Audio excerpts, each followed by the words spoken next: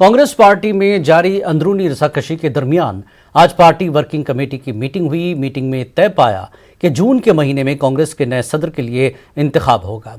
Meeting में राजस्थान के वज़ीर आला और कांग्रेस के सीनियर लीडर अशोक गहलोत बागियाना तेवर अपनाने वाले लीडरों पर भड़क गए। अशोक गहलोत ने कहा कि चुनाव की इतनी जल्दी क्यों है?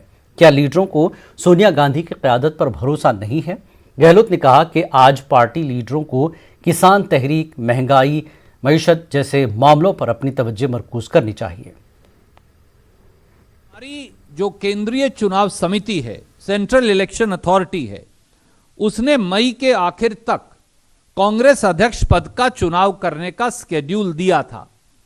कांग्रेस कार्य समिति के सदस्यों ने एक मत से यूनैनिमसली कांग्रेस कार्य समिति में अपने विचार रखते हुए कहा कि मार्च से लेकर मई के अंतराल में 5 राज्यों के जो चुनाव होने हैं उसकी पूरी प्रक्रिया, चुनाव की तैयारी पूरी उस समय हो रही होगी और मई में वोटिंग हो रही होगी, चुनाव पूरा चल रहा होगा।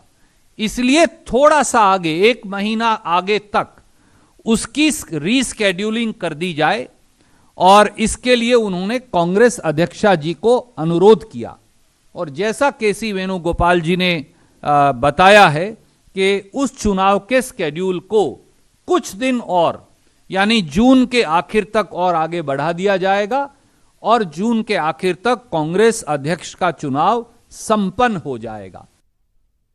बिहार में इजहार राय की आजादी पर रोक लगाने की कोशिश की जा रही है। अब सोशल मीडिया पर बगैर सोचे समझे वुज़रा या अफसरों के खिलाफ तबसरा करना महंगा पड़ सकता है।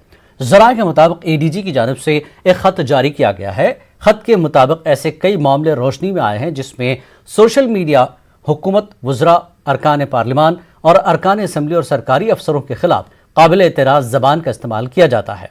ये कानूनी तौर पर साइबर क्राइम के तहत आता है।